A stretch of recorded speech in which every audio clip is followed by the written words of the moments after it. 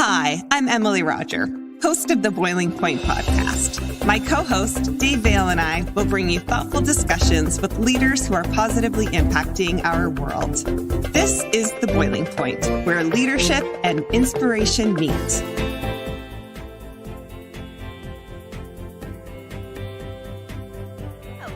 Hello. Welcome back, listeners. And Pete, welcome back. We are back. Yes. Another exciting adventure of the hot spot, the Boiling Point. You are replacing Dave Vale again today. And I feel like you were much more comfortable in the co-host seat as you were as a guest on the podcast. Yeah. Yeah? Yeah, no, I think so. And, part of it goes to the coaching, right? Like it's, really listening instead of articulating your own things. Cause when I've been coached, it's probably a little bit harder for people to pull things out of me than it is for me to work in the other direction. So interesting perspective. Yeah. Yeah. Well, I'm glad to have you back. And, this is going to be another fun one. Yeah. And not that there aren't ever fun, but, so today on the podcast, we have Matt Shilling, and Matt has become a new friend to mine. We were introduced from some mutual connections and friends actually at Costa Sunglasses. And I was briefly in a conversation with him, and immediately I'm like, I need to have you on the podcast because this conversation that you and I are having right now, I want other people to hear. He is just so insightful, and I just have such respect for everything that he is doing. And so Matt Shilling is the co-founder of a nonprofit called IndieFly, which helps Indigenous communities own and operate fly fishing ecotourism businesses. But even before that, Matt's career has taken him from Washington, D.C., which I want to kind of dive into a little bit, to helping advance global shark research and education in some of the most remote places on Earth. So he has worked in the White House, fun fact. He is very humble, and I'm going to really pull out some self-promotion stuff from him today, and a very seasoned leader who is driven by service. He's a big believer in sustainable communities and economies, conserving resources, and just has a huge entrepreneurial spirit. Matt, welcome. Thanks for coming on. Thanks for having me. I guess I should start by saying good luck pulling that stuff out. Mission challenge accepted. Yeah, right. No, it's an honor to be here. Thank you all for having me. Yeah. And so before we kind of really get started, I think you and I first connected over, our friends at Costa Sunglasses, suggesting I reach out to you to hear about the IndieFly project. So why don't you start by giving a little bit of a background on that and what it is that you do as co-founder and founder and executive director of that. Sure. Yeah. Shout out to Costa for hooking us up. It's been an enjoyable relationship. So look, IndieFly is really focused on removing barriers to conservation goals in Indigenous communities. And the way we do that is we use a tool, fly fishing. And most people hear that and they're like, yeah, but what does that really mean? And so we had, focused on we all traveled around the world, the co-founders, and I'll tell you the origin story in a minute, which has a cool Costa play. But what happened was we would go into these communities and just be a little bit taken back by the approach of most NGOs or non-government organizations, nonprofits, whatever it may be, internationally. Most of the communities that we're working with are focused on different things. They're really focused on surviving. And what happens is you have nonprofits come in traditionally and they give a bunch of money to a community because their resource is super special. And they say, here's a bunch of resources. Let's focus on protecting these resources. And that money may be, divvied up over the course of 1, 5, 10 years, whatever it may be. And the communities are like, this is amazing, and don't really have an operating structure in which to deploy the funds effectively or to even have a roadmap what to do. And so we really focused on a different approach. That, coupled with the fact, again, these communities are worried about other things, like where their next meal is coming from, how they take care of their family, surviving what is most often a very remote place with very little economic activity. And so we wanted to kind of flip the script, if you will. I always tell the story about the first time I went to Rewa, which is our first project, which actually started as a Coastal Sunglasses project. Fun fact, which was, I naively expected loincloths and spears. You're in the Amazon basin, hundreds of miles from anywhere. And what I got was Ed Hardy t-shirts. And that kind of flipped the switch immediately. And it was one of which, there are very few places in the world that haven't shifted from the barter economy. Some still exist. But in large part, this village included, they had been touched by capitalism, if you will. They had an introduction to money and what it can do. And so, most of the men in that village were going to work for oftentimes illegal mining or timber camp, and basically breaking even at the end of the day. And we just thought, hey, you have something very special here, but let's focus on you first. Let's focus on providing sustainable livelihoods at home in your village through this ecotourism model, fly fishing, and let's move from there. And then with the profits of that, these are all 100% community owned and operated businesses. With the profits of that, you guys can decide where you deploy those funds, and that moves into an amalgamation of things typically. But we really wanted to put the community first and take a community first approach, and that's really what IndieFly does. Wow.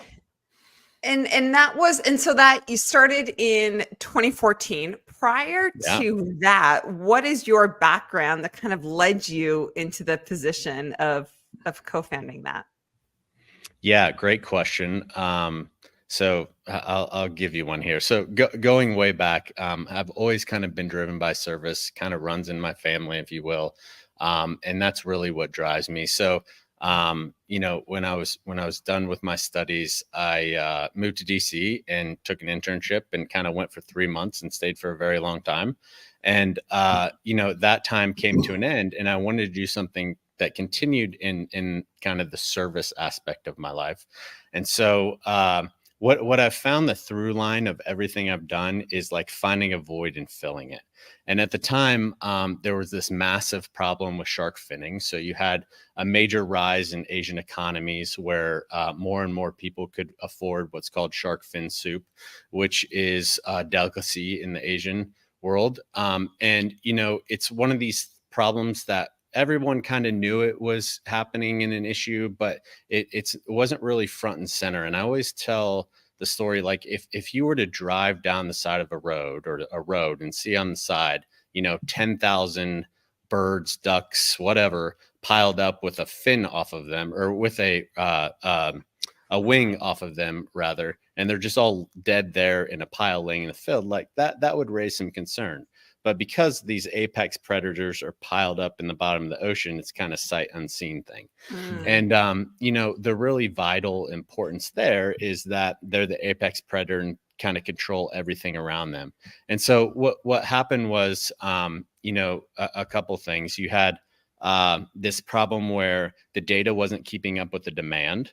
So you had scientists studying typically large marine mammals, in a dead state. So they wash up on the beach. Somebody would call them, then they go do their studies. That, and I'll say this out loud for one of the first times. The science community wasn't really very good at sharing the data, and the ball just needed to move faster. And so we thought, if we can give a science team access to big species live for the first time, and require that access to be coupled with open sourcing all of that data, we can maybe protect where they're most vulnerable, where they breed, feed, and give birth. So did that, started having children, needed to make some money. So I did the very traditional DC thing, and started a company, and then, quickly got burned out on that and wanted to get back to the service aspect. And, during that time, I was working with Coastal Sunglasses during the shark thing, and they had this, member of their pro team go do a birding expedition in South America. And they had stopped at this very unique village, Rewa, for for an overnight stay, and kind of fell in love with the people and the resource, and really found that there was a very special fish there called the arapaima, which he thought was intriguing. And, went back to Costa and said, hey, this village wants to do something different. What was happening is you have this region of the world, it's called the North Rupununi, and it's in the interior of Guyana, so Amazon basin, largely all under canopy. And you have, I think there's 26 villages. Somebody will have to fact check me on that. 26 villages in this little region. And they were all doing something extractive. They were poaching birds for the pet trade. They were selling timber and mining rights to operations, largely other countries. They were all doing these things, again, as a way to, make some money. And this specific village didn't really want to do that, but they just needed a vehicle to continue, to receive funds to live their day-to-day life. And so we said, look, let us help you. And look, there is a lot of comedic value in walking into an operation or a village or wherever you may be. And this is this happens everywhere, is backing up one, we're really focused on building trust in communities before we ever talk about anything else. That's super important to us. That's the only way it works. So we'll take whatever time necessary to do that. But during those initial conversations, it always comes up, look, we're going to teach you how to catch fish in the most inefficient way possible, which is what fly fishing is. And people are going to pay money to have you take them to do what they love down here and wherever you're at. And people are going to take them out of the water, take a picture with them, and put them back and release them. And those few things of, catching or providing, what they consider food, capturing that ineffectively is just something foreign to them. Taking a picture with that food is specifically foreign to them. And then the idea of letting them go is like completely novel. And so, they basically laugh at you for a while, and then it just takes some time to prove the model. So fast forward, we kind of figured it out in South America. And then we quickly realized that nobody was doing this around the world. And again, there was a void there. And so we thought, well, the world doesn't need another nonprofit. Nobody's doing what we do. So why don't we just stand one up? And that's kind of how it all got started.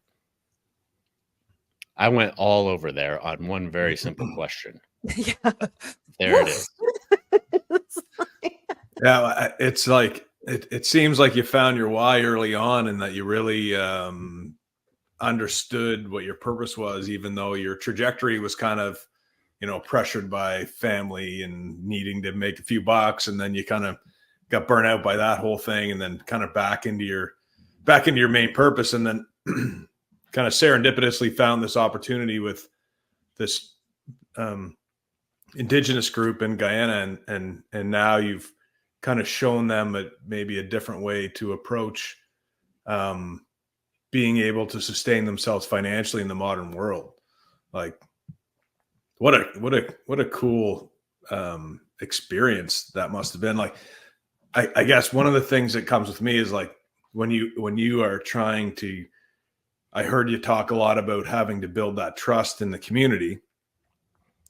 What's the biggest secret to being able to introduce a new economic engine to a community that would typically, even if it was given money in a nonprofit scenario, to just take the money and spend it rather than actually use a bit more of a business economic driver to do that? Yeah, great question. One, the level of skepticism in these communities is very high, rightfully so. They have had a lot of groups and individuals in some cases kind of come in and under promise, under deliver, over promise, and under deliver rather. And so we want to ensure that one, we earn that trust. That's very important to us. And two, that we immerse in their culture and really understand what is driving them. And I'll talk about that in a minute. And I have no idea why there's balloons going off here, but we'll take celebration. Birthday to you. And three, yeah, the reason why the economic thing is so important is because these are owned by the communities in which they're in. And so if they aren't interested in this model as a way to create a sustainable livelihood, it really doesn't work. So we aren't going to force it, right? And maybe backing up again here is the importance of indigenous communities. Like, I'm sure your listeners are thinking, yeah, this is great, but why, with all the flood of current issues, are indigenous people the focus? And really, our answer to that is they're vital. If you look globally, indigenous communities are stewards of 80% of the world's remaining biodiversity. So if there is one community that everyone should be focusing on and helping figure out how they can protect their little spot in the world, it's this indigenous communities. It's this population of indigenous communities around the world. Can you say that again about the 80% that? Yeah. So this is a UN stat. This isn't Yeah. our stat, but so indigenous peoples are custodians of 80% of the world's remaining biodiversity. Yeah. Wow. You speaking around sustainability, and I think so often, like when we think of sustainability and conservation, like we think of that from a nature standpoint and water standpoint, but even like from a career standpoint and from a personal standpoint, and you kind of speaking around how being burnt out, while your time working in DC and making the choice to step away from that, because you recognize that wasn't sustainable for you. And with that, I'm curious of just within the IndieFly organization, how do you make sure kind of, there's the culture of the indigenous communities, and then there's the culture of IndieFly. And how do you keep that culture of IndieFly sustainable? Yeah, great question. I'm a big culture person. And let's start with like just the fact that we serve indigenous communities, right? So we talk about 3 pillars of sustainability within the organization. One is the economic side, which we is kind of the middle pillar that we've talked about, which is how do you provide an economic incentive to do conservation, really is what we're doing. And there's a couple really cool stories that we can talk about where we found that it really worked. And then the other 2 are environmental. So most of the time, the communities that we work in, they are using their environment as a way to sustain themselves, for sustenance.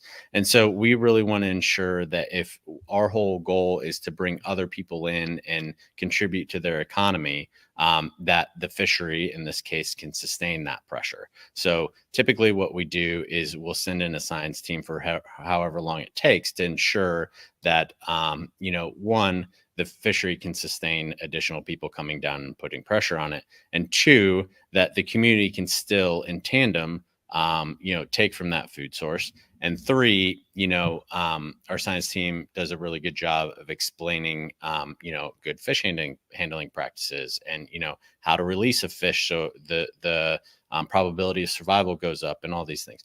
And then the third one is where I'm going here, and I promise I'm going to answer your question, is the cultural pillar. And that is something that's super important to not only us but the communities that we're serving. Especially here domestically, we have one domestic project in Wyoming.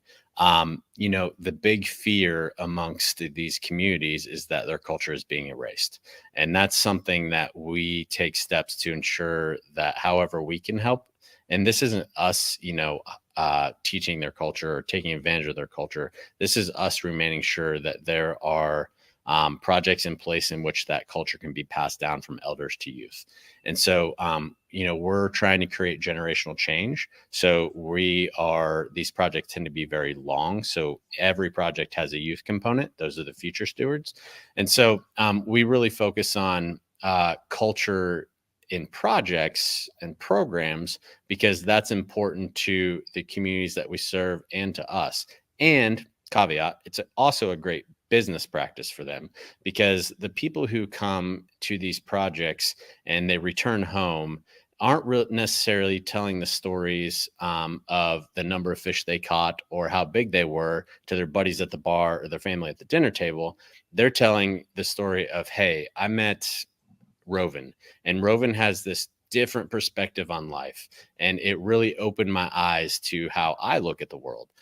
And so it's also a super important business practice. Internally, we want to ensure that the culture of IndieFly is one of service, and two, to never forget who it is and who we are and what we do. Right.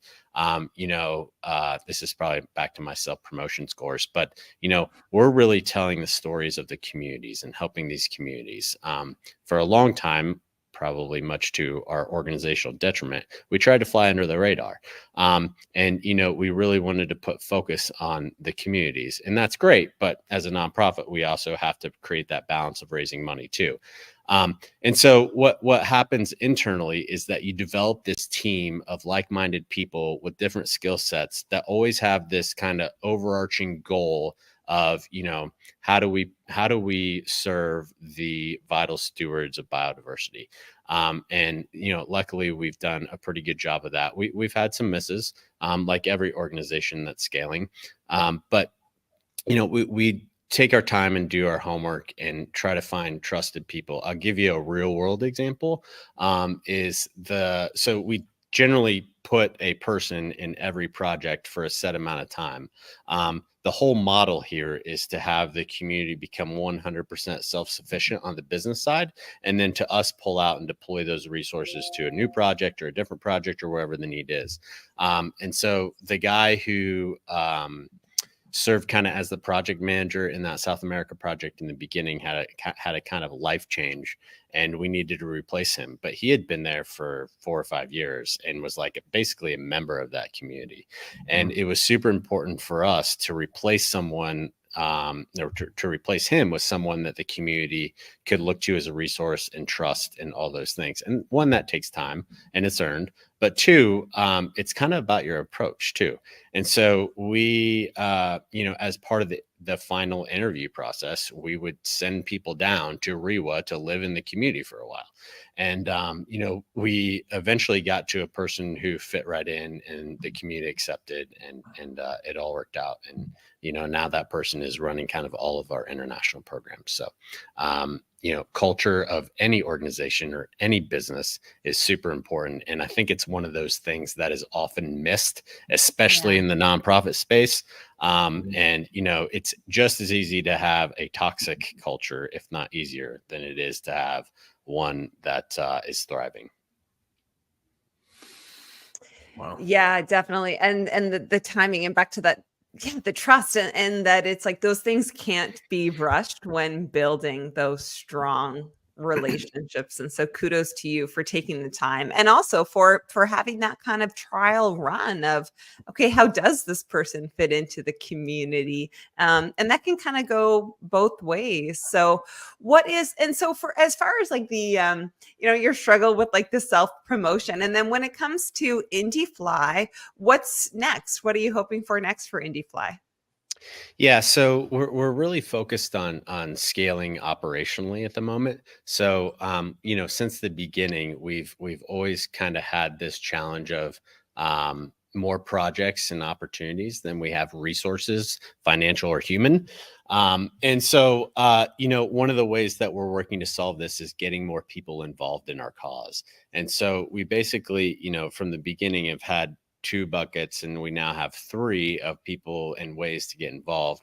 One, we have great corporate sponsors who are really behind our cause, and that is a partnership that is not just about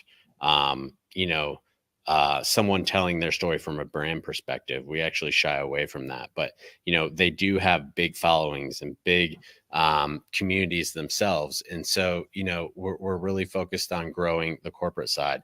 And then the other one is what every nonprofit does, which are high net worth donors or people with family offices, things like that. We generally don't do a lot of traditional financing or fundraising, which is comes with a very large reporting requirement. We can talk about how IndieFly is a little bit different organizationally than other nonprofits. But and then the third bucket, which we've are trying to grow actively and currently, is the small dollar donor program. The people who maybe can't afford to go down and immerse in a community. I think when I give a thumbs up, it gives a thumbs up. I don't know how to turn that off. I'm sorry. And I talk with my hands a lot. And so what we wanted to do is provide a vehicle for people who maybe can't go down on a trip for time or money, or they don't necessarily have the capacity to give at a certain level, but are super important to our cause and have their own voice that can share. And so we created what's called the IndieFly Core, which is a community of monthly givers at a lower dollar amount that is really this community that of like-minded people, and they get some benefits and they're invested in our cause. And we find that really valuable, and that's something that we're trying to scale as we speak. The how many projects have you completed to date and like handed over back to the community? Yeah, so that the answer to that is 0, because we always serve as a resource. The oldest one is obviously the one that's furthest along. So we have five current active projects, and that South America one I'll give you some examples of. So again, like when we first started going there, they were a village of 294 people. Maybe like 298 today. There's not a lot of people who leave or are added to the community. And so what happened there was, you had a form of communication and some financial challenges and all these things that made it really inaccessible for them to reach the outside world. So, for instance, they had a shortwave radio that reached the next village, that eventually got to a capital where people could send an email or whatever, right? If you're trying to run a business, not very effective. They had a human capital issue. So one of the cool things about that project is, the way the fishery there is, the water recedes and rises, fluctuates 40 feet, rainy season to dry season. And so what happens is during the rainy season, the jungle floods, then it recedes and these fish get trapped in these ponds. And that's when you're able to target them. So it's a dry fishery, dry season fishery. And so during that dry season, you can employ a lot of people. And so basically there, it was easy to say anybody who wants a job at the Eco Lodge has a job now. That job may not be very sexy, and it may be very hard, i.e. pulling boats through jungle, very dense jungle, to a pond or something like that. But, it's a way to get more people to stay home with their families and involved in the community business. The other challenge there was financial. So that trip is $7,600 per rod. So like for a week, it's $7,600. And there's 4 rods a week, basically. Sometimes we do a little bit more than that, but their bank, which is a 2-day boat ride away from them with 0 online component, has had a deposit limit of like $2,500 a month. And so, that didn't work out. And so, it just takes time to evolve those capacities and relationships as well, versus if you go today, the banking's not an issue. Human capital is not an issue. They have, Starlink, which as someone who has a child that is on the internet more than he should be, that is not all good. But what it does is it allows the lodge manager to communicate with potential clients and current clients directly. So all of that is, my point for explaining that is that one's probably ready to remove someone, from the IndieFly side. However, the community has asked that we remain involved, and so we will be. The other projects are a little bit younger. And so, like, for instance, on our domestic project, we started not necessarily with a project manager, but with a youth coordinator. You have 2.3 million acres of really unexplored environment, and you have 80% unemployment. And a lot of the kids, because of that, don't have access to the outdoors or what's in their backyard. And so we really wanted to focus on, again, creating future stewards, getting those kids in the outdoors. So we took a little bit different approach there. And again, everyone's different. But so, we basically have three what we call traditional projects, which are a much longer time horizon, much more expensive. And then over COVID, we stood up what we're calling social impact projects, which is, as you travel around the world, there are many places that have already been kind of found, if you will, and they have great operators that have a benefit to the community, whether they know it or not. And we work with some of those operators to enhance kind of what they're doing in the community. And so those are little, typically one-off projects, but some can trend over years, that have greater impact in the community. But it's still, all comes back to the business and fly fishing. The first one we did was a solar installation in Lesotho.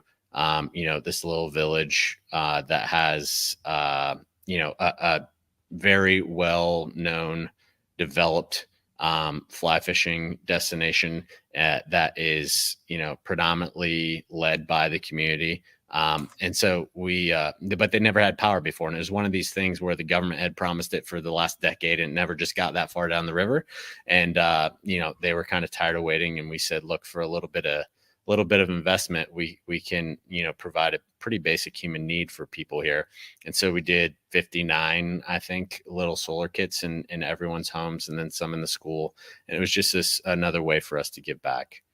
Wow. Yeah, Pete, I actually had the honor of going and visiting that community back That's in right. December in Lesotho, Africa, and being able to see and speak with firsthand just the locals there, and seeing the positive impact that Indie Fly has had on that community. And yeah, it was just so phenomenal, and just this feeling of what I really felt is that it wasn't like a charity project, but it was really empowering these people. And that it gives them like a sense of identity, and a sense of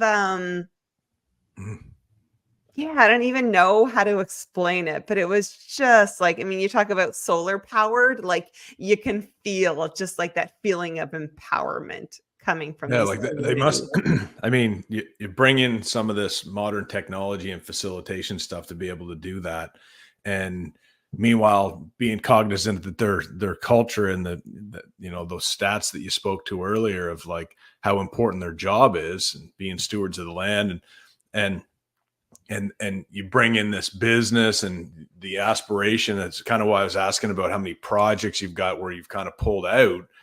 I would imagine there's a tremendous skill set needed to transition that leadership and then change management. Like how does that go? Is like, I guess, how do you take the culture that's there in there, because there would be a natural leadership system, I guess, and incorporate all of those changes and still manage to maintain the integrity of their culture?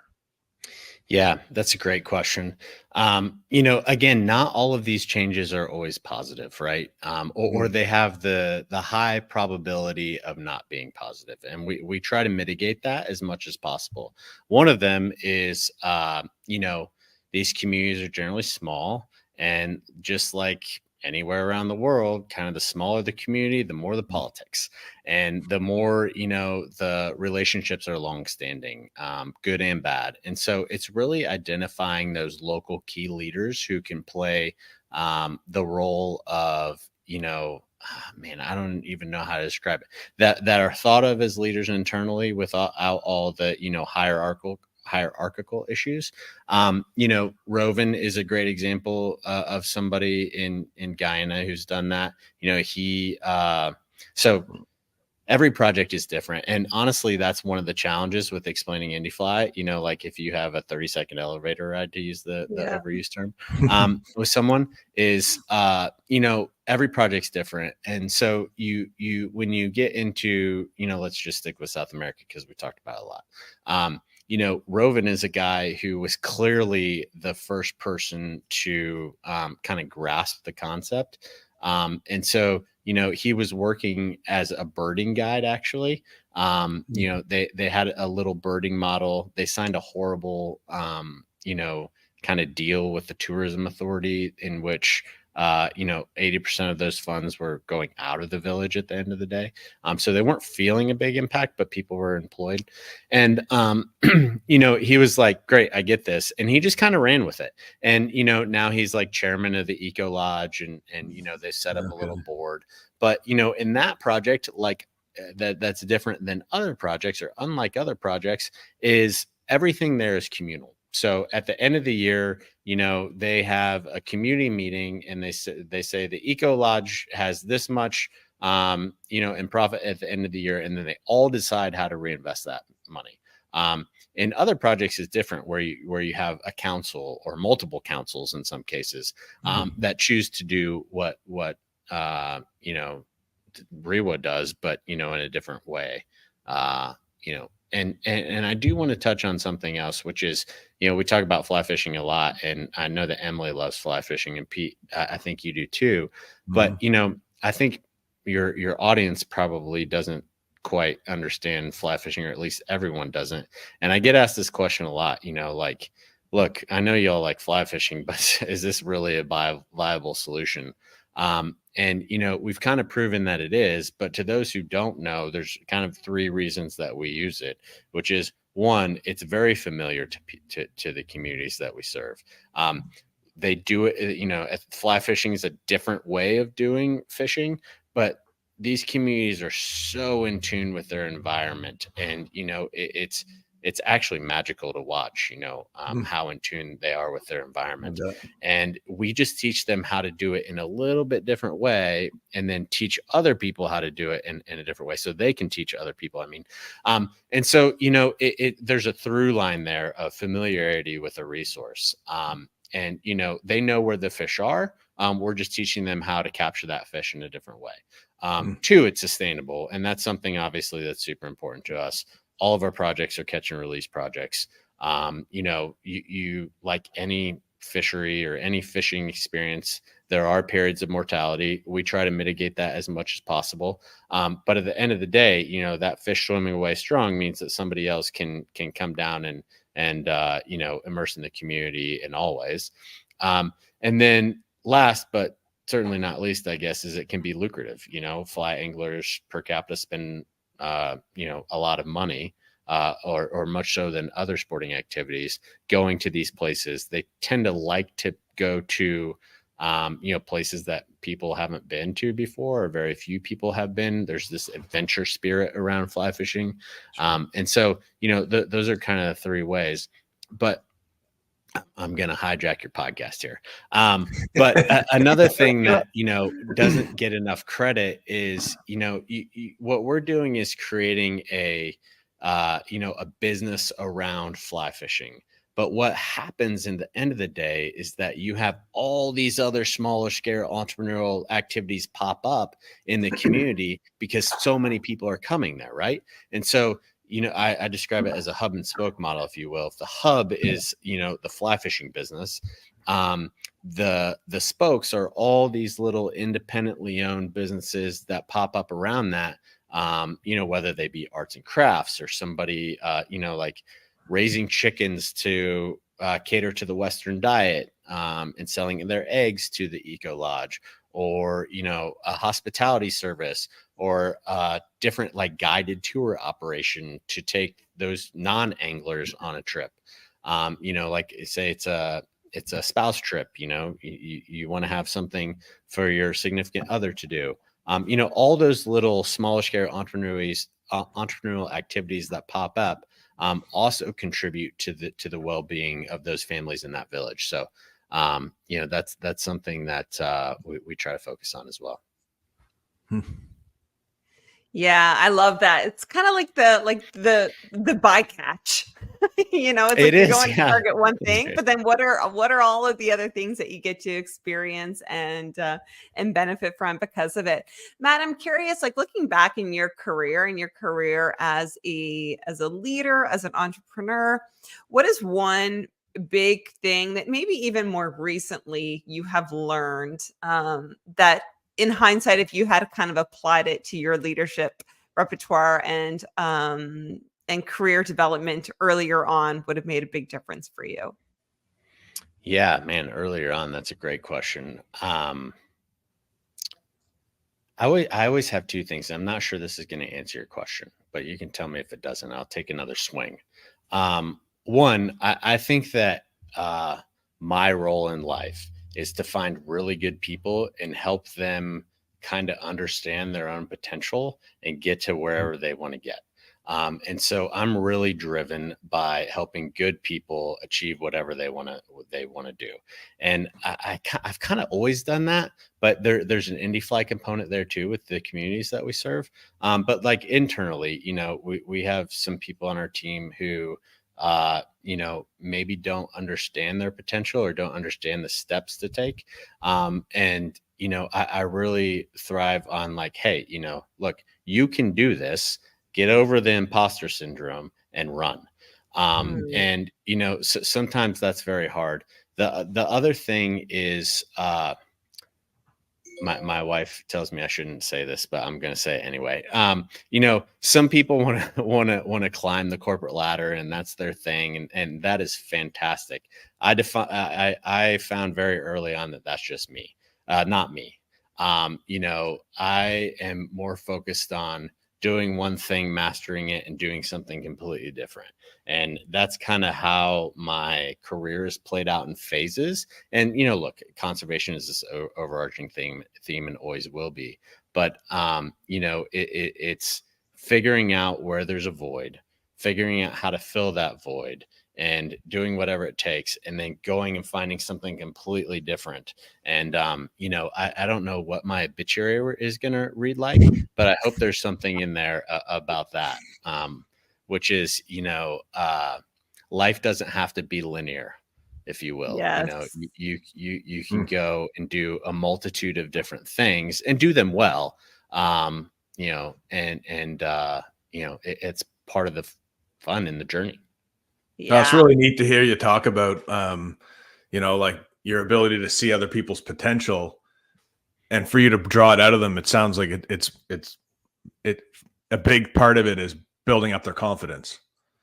And like, I guess what I've found in fly fishing is it's one of those things that you build confidence over time, just like anything else, but it's also that what's possible, like finding out what's possible, like what is around the next corner when you're fishing, right? Yeah, that's a great analogy. And look, I want to qualify this. Like, this isn't novel. I had some really good leaders and mentors in my life that I'm just trying to do my best to emulate their approach of their team. And so, I got lucky in that component, but yeah, it is, Awesome. I've never thought about that in terms of drawing into fly fishing, but that is right. You're spot on there.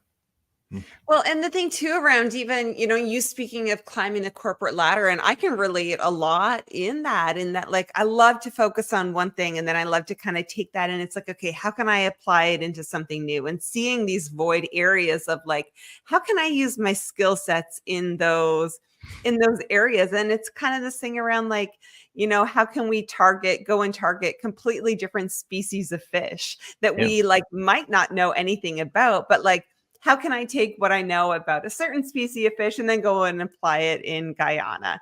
And just all of those, like just those, those skill sets that are just within us. And I think that like getting to know ourselves and having that self-awareness around like, what are we good at? What are we passionate about? Who are we as a person? And then we can go and fill those voids in other areas. And I think that's what makes it so fulfilling and exciting and just keeps life like it keeps that excitement of anticipation right there. Yeah, and you take the components of fishing, and you're bringing this different way of fishing, but you're also respecting that they know where the fish is already, and you kind of do that with leadership too. Like whether it's a community style leadership where everybody gets together as a family and makes decisions, or if it's more of a tiered system, you're bringing your ideas and potentials and allowing them to kind of own it and empowering them through their using their own cultural diversity, however that impacts them. It's really cool. Yeah, thanks. I'm sure, my path also has something to do with my undiagnosed ADD, but it's all great leaders do. Yeah. Well, Matt, I appreciate so much you taking the time to come on The Boiling Point. And Pete, thank you for joining me. And for all of our listeners, I'm going to list all of Matt Shilling's information and information to IndieFly and any extras we discussed in the show notes. And the best place to find all of that is on our website. We are active on LinkedIn, Facebook, and Twitter. And there is a video version if you want to see all of us that is available on YouTube and Facebook. And of course, the podcast is available on all of your favorite podcast platforms. Matt, Pete, thank you so much. Listeners, thank you. And we'll chat next time. Thank you for listening. Follow or subscribe to the show on your favorite podcast app or visit boilingpointpodcast.com for more.